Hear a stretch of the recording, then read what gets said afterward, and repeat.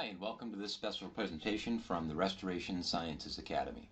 My name is Brandon Burton, Technical Director for Legend Brands, and today I'll be talking about the new proposed language for Airmover calculations from the IICRC's S500 consensus body. In this presentation, we'll specifically evaluate the proposed square foot method and clear the air of some of the misconception associated with this new proposed language. For more information on the presentation today, or to receive any of the other information from Restoration Sciences Academy or Legend Brands, you can contact me at brandonb@legendbrands.net, or you can call us at 800-932-3030. For the proposed language discussion today, I want to specifically focus in on some of the recent media that is being published around the proposed language. There are several discussions out there in the industry between restorers and trainers, IICRC committee members, and even some activities that are going on at some of the trade shows this year with different panels, debates, etc. But I want to focus in specifically on one video that was produced by the Dri-Eaz Academy. There's a lot of really good, useful information, but there's also some misinformation, and that's kind of what I want to zero in on. Now, the video that I'm going to be discussing today and comparing against, you can view the video in its entirety on YouTube. Just go to the Dri-Eaz Academy YouTube channel, and you can view the entirety of that video. In the video, there's referenced that there are several restorers who were asked to compare the current language, which is basically the linear foot model, which appears in the 2006 third edition of the IICRC S500, against the proposed language. The excerpt that you see on screen right here is the result of that comparison. So we can see that there are 7 scenarios that were presented to the group, and the group, a couple of members of the group worked on each one of these. And you see on the right-hand side what they got from the proposed language in numbers of air movers, and on the left-hand side what they got on the same scenario using current IICRC language. The check mark indicates whether or not the individual thought there was enough air movement, and the X indicates that they felt there wasn't enough. Now, from this excerpt, it appears pretty plain that the proposed language does not produce enough air movement in a number of different types of scenarios. However, there isn't any information in the video that really clearly articulates whether or not the individuals used the entirety of the proposed language, which is what I want to drill into and look at, because this is where the real common misconception is with the proposed language.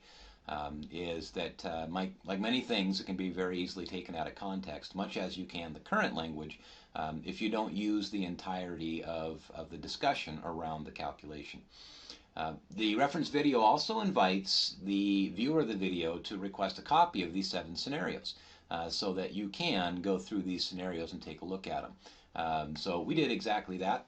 We requested a copy of those scenarios, and I would highly suggest that you do the same and work through these scenarios independently. What I'm going to do today is I'm going to give you the full background on the proposed language. We're going to walk through it step by step so that we understand exactly what the language suggests, and then we're going to come back and look at these numbers again after we have a chance to do that. Specifically, we're going to focus in on scenario 1. And take a look at these numbers that were produced by this group in the current language versus the proposed language, and then come back and revisit this after we've taken a harder look at the calculation itself. So, real quick disclaimer, this video was not produced in any way by the IICRC. I am not representing the IICRC in this video. I am, however, an IICRC consensus body member, and I have been for more than a decade. So I participate in the review and the revision of the S500 water damage standard document. And any of you can as well. And I highly encourage that more in the industry do get involved in that process. I am, however, a very dedicated industry advocate. I work for a major equipment manufacturer in Legend Brands. In fact, arguably the largest equipment manufacturer in the industry. So just make sure I get that bias out there in the front of this video. But I'm also a technical trainer. I've been a technical trainer since 2000 for the last 15 years. Grew up in a family business. I understand the importance of business ownership, especially small business ownership and single proprietor business ownership. But I've worked with a number of the large franchises over the last 15 years. some of the large regional restorers, and I feel I've got a pretty good grasp of the many different stakeholders in the industry. So again, just to be real clear, this is not an IICRC video. This is Brandon Burton with the Restoration Sciences Academy and Legend Brands.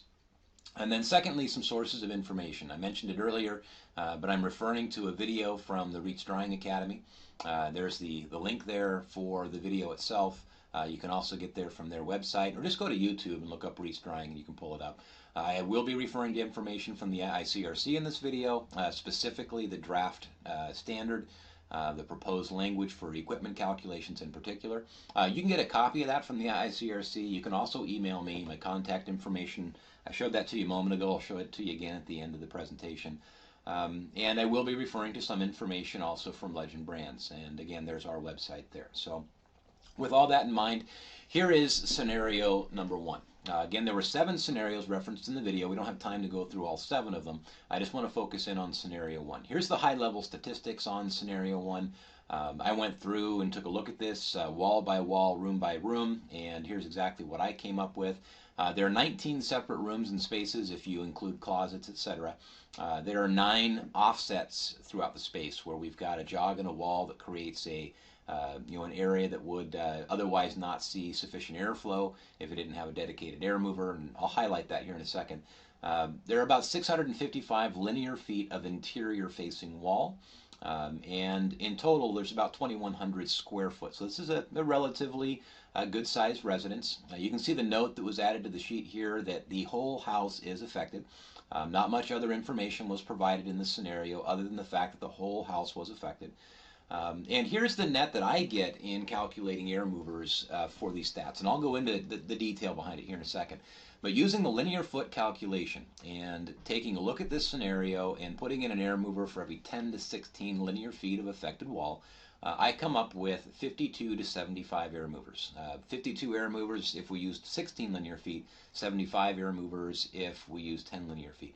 And again, that's just taking a real straight shot at air movement based on 2 things. Number 1, assuming all the walls are affected because the whole house is affected. And then number 2, adding in air movement for any offsets that were present in the space, which the current standard edition allows. When we use a square foot calculation as is proposed by the S500 consensus body, I come up with 78 to 86 air movers.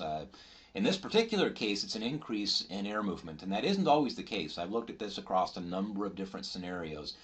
The reason why it is in this particular case is because we do have a number of large open rooms, a large master bedroom, a large living entry area, dining room, kitchen, and because the whole house is noted as affected, I've even included the garage into the scenario in both cases, which is another large open space.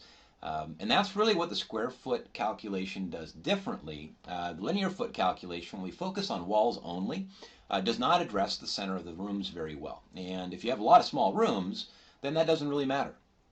So if you're in a kind of a standard or dense residential or very dense commercial build out with a lot of office spaces, then the linear foot method actually works very well because you don't have a lot of large open spaces.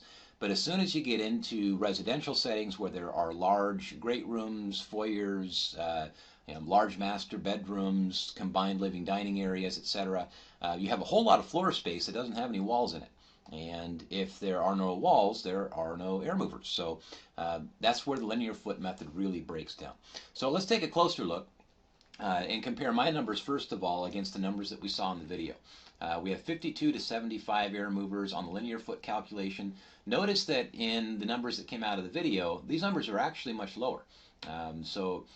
In the comparison that I made, the individuals that worked up the calculations weren't just off on how many the proposed language would calculate. They were also off on how many the current linear foot language would calculate. And we'll drill into that and we'll take a look at it and help you understand the reason why that difference is there. So first, let's take a look at the linear foot method and look at how I got those numbers and how I calculate this step by step. And basically all I'm going to do is walk through exactly what the S500 current edition would tell me to do. And to do that, let's zero in on just the kitchen and walk through the kitchen step by step. In the current language, the first thing that I need to do and need to understand is how many linear feet of affected wall do we have. So in the kitchen area here, I've highlighted in blue where all of the affected linear feet of wall are. In total, there are 71 linear feet if you take the entire perimeter of this room. However, there are 4 doorways in here, and if it's an opening in a wall of some sort, then that's not linear feet of wall. We can't count that. That's a little more than we need, so we need to subtract from that. So 10 linear feet total approximately for these doors. I don't have dimensions on the sketch telling me exactly how large the doors are, but we're going to take a guess at that and say that's a total of 10 linear feet for those 4 doors. So the net here would be 61 linear feet of affected wall in the kitchen space specifically. So basically, real simple calculation. We take the 61 linear feet of wall, we divide that by 16, that'll give us our minimum number. We take the 61 linear feet of wall, we divide by 10, that would give our maximum number. So we get 3.8 to 6.1 is kind of our range for air movement. However, there are 2 offsets in this space. An offset is an area where as air is moved along the wall, we're going to have a significant area of no airspace if we don't add an additional air mover. In the current edition of the S500, there's no real good definition of what an offset is. It's one of the many problems with the Airmover language in the current edition and the reason why it really had to be addressed. But it does mention that offsets, bay windows, closets, hallways, etc. are going to constitute additional air movement. So at least it's mentioned. However, these would pretty clearly be offsets. So these are areas that don't follow the flow of the air along the wall, and therefore they would require additional air movement to get into these spaces. So we're going to add 2 for this. Take our calculation we looked at a moment ago, and 3.8 is our minimum, 6.1 was our max. So add 2 to each of those for the offsets, and now we have a new minimum maximum. The new minimum is 5.8, the new maximum is 8.1. Now obviously 5.8 air movers don't work very well. They don't work well when you cut them in half, so we got to round that up. And we get 6 to 9 as our rounded numbers. Again, this is another area in the 2006 language that wasn't very clear. When you come up with a fraction or a portion of an air mover, there's really no suggestion on what you're supposed to do with that. And it leaves a point of argue and contention by different stakeholders. 8.1 arguably could be rounded down to 8.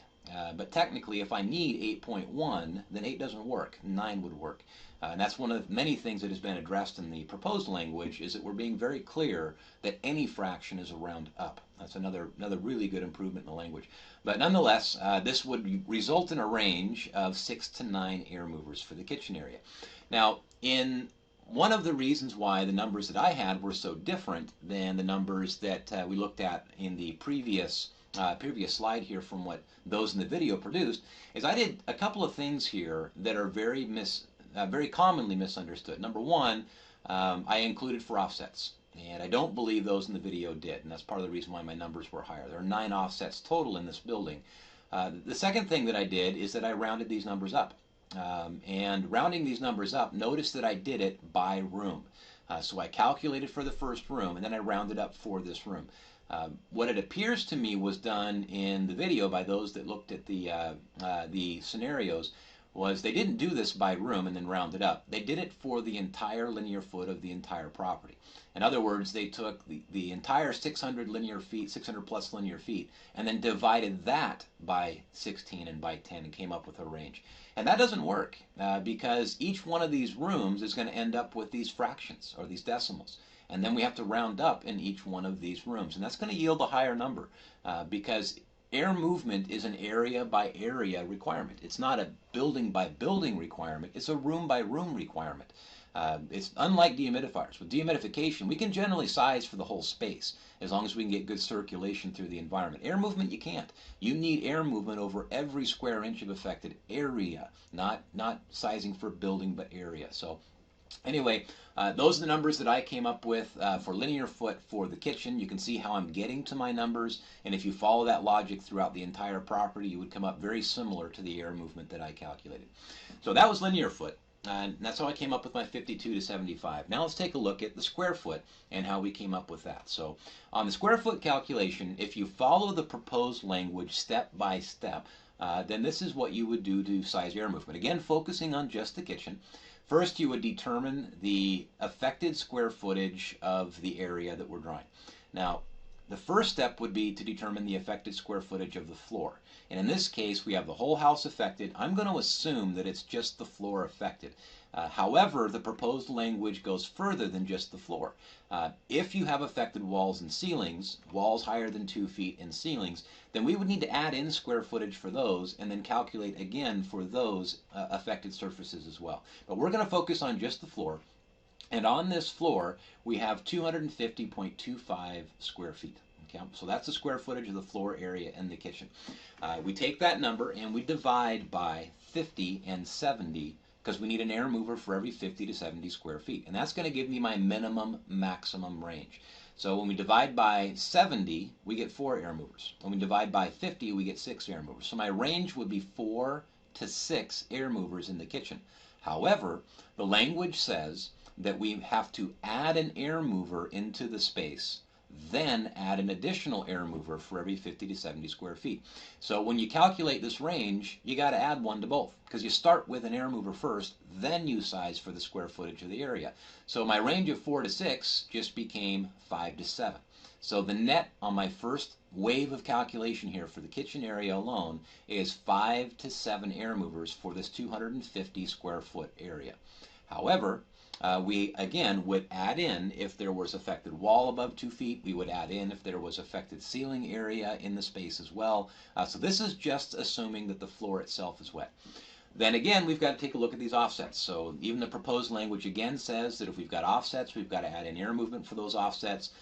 The offset this time, though, in the proposed language is defined. It's anytime we have a jog in the wall like this that is greater than 18 inches. So as opposed to just kind of saying, hey, you need them for offsets, we've got a clear definition of what an offset is. And again, in this case, we've got 2 of them. So these 2 offsets would add 1 each. So my base calculation of 5 to 7, we add 2 to each, and I come up with a net calculation of 7 to 9. So the kitchen, using the square foot method, would need 7 to 9 air movers to address the field of the floor. And again, this is for the floor only. If we had an overhead loss, substantial wicking up my wall assemblies, then we would add in additional air movement for those affected areas. So let's compare these two for the kitchen. For the results that I came up with, let's take a look first of all at kind of my minimums and maximums for the kitchen only. The minimum using linear foot was 6. The minimum using square foot was 7. So pretty close, pretty tight. But notice that the square foot actually has a slightly higher minimum requirement. On the max side, we're identical. Linear foot method, square foot method, we come up with exactly the same maximum number. So for the kitchen area, it's pretty close. However, when you deploy this exact thinking across the entire scenario, it's very different because we have a lot of very large open spaces and different room sizes throughout this project. So the minimum using linear foot would have been 52 for this entire 2,100 square foot building that was saturated from wall to wall.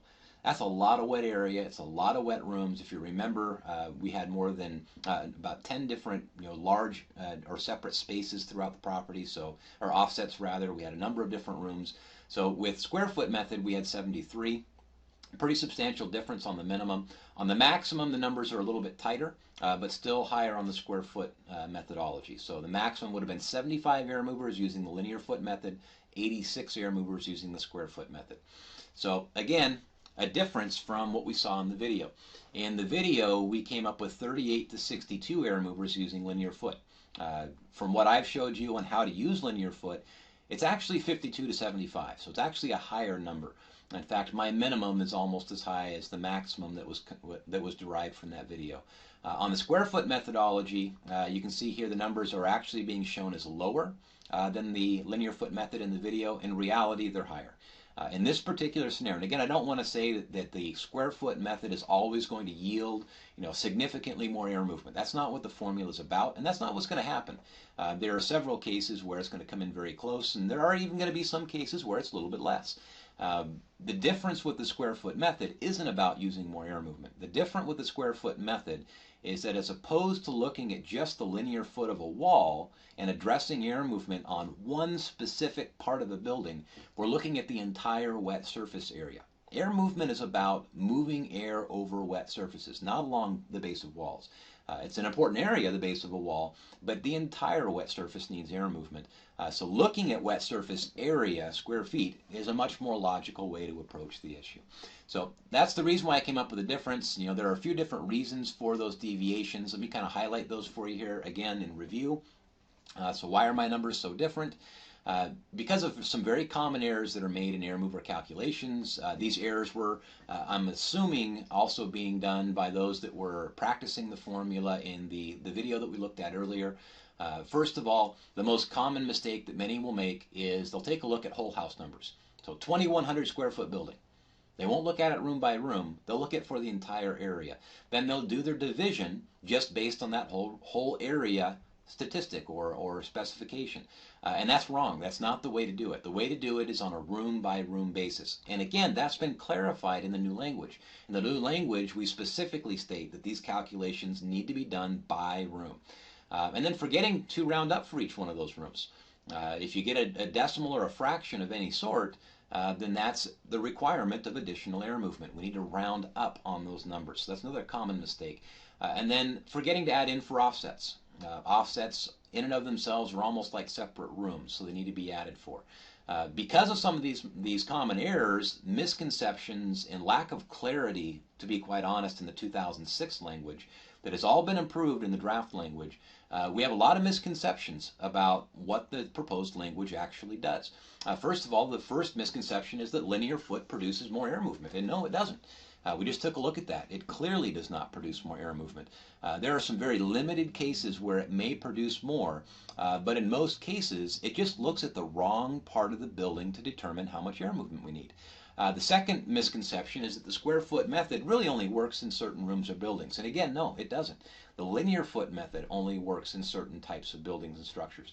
As an industry, we've found a way to make something that didn't make sense work in our scenarios. And now we have the opportunity to take something that does make sense, square foot surface area calculation for air movement, and really take a huge step forward and improve the way that we apply science and methodology to the way that we dry buildings, specifically on how we use one of the most important components of drying, and that's air movement. So in summary, the current 2006 edition language, it has issues. It has lots of issues. Every edition that is published is going to be susceptible to improvement. In the 2006 edition, specifically, the Airmover language that's there, it's got issues. There's a lot of misconception about the draft language, what it is, what it says, what it does. And as many of us are probably aware, it's a bit of a cliche, but change and improvement are inevitable. So every time a group of professionals is brought together to review the S500 standard, we're going to find areas where improvement is needed. And in this particular case, I can vouch, at least for myself personally, that this is an area that I know needed improvement as this particular section was reviewed. And the square foot calculation is an improvement. So a couple things that I would ask you to do. First of all, read the proposed calculation and try it. All right, there's some really good language in that proposed calculation, and I really fear that there are a lot of individuals that have seen these videos, even this video included, and they take the word of the individual presenting it, whether it's myself or the presenter in the video that we referred to earlier, and they take their word for what will happen if they do any sort of evaluation on it, instead of doing it themselves. And even in that video, you're asked, take these scenarios, try it for yourself, do it for yourself. And you need to. You have to do it for yourself. So don't take anybody else's word for it. Don't take mine or anybody else's. Get the information, practice the calculation, and see what it yields for you. I think you'll be pretty amazed at what you get. So how do you get that information? You can get a hold of me for the draft language if you'd like. I've got a copy of that draft language, and I'll send it to you. Send me an email at brandonb@rsa-hq.com. That's my training email address, or the one I shared with you earlier, brandonb@legendbrands.net. They both come to the same place. The other thing that you can do is you can also email the IICRC directly. Send an email to info@iicrc.org. And both of those sources are going to get you that draft language. Okay? If you want the exact scenarios that we referenced in the video, I can send you those as well. I've got a copy of them. Or you can request them directly from REIT's Drying Academy. You're going to get the same thing either way. So either go to the REITs Drying Academy website and request a copy of those scenarios, or just send me an email and I'll send you a copy of them. If you have any questions for me specifically, if there's anything else that I can help you with, again, my name is Brandon Burton. I'm the Technical Director here at Legend Brands. There is my Legend Brands email address, our direct 800 number. I feel very passionately about this industry that we all share as stakeholders, and its future, its health, and its improvement overall.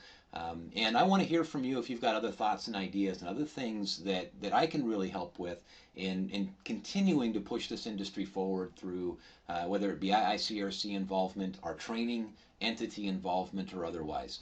For more from RSA and our training academy, feel free to visit rsa-hq.com. We have videos like this on that website that you can review, other videos that we've done on different technical topics that we feel are important to the industry. You can always get a hold of us at info@rsa-hq.com. We've got 12 expert trainers in every area of cleaning and restoration. We're the largest training entity in the restoration industry. More than 8,000 contractors a year trust RSA for their certification and training, and we hope that you do too. So give us a call if we can help, 800-932-3030. Again, this is Brandon Burton, and thank you for joining me today for this special presentation. If you'd like more information from Restoration Sciences Academy about the cleaning or restoration industry, please visit rsa-hq.com or restorationsciencesacademy.com. On our website, you'll find a resources tab that's loaded with free information to help you in your business in the cleaning and restoration industry. Look here for more upcoming information on the Airmover calculations, videos and tips on how to apply the information, and even spreadsheets that'll be free of charge to help you apply the calculation in the field. Restoration Sciences Academy. Science that works.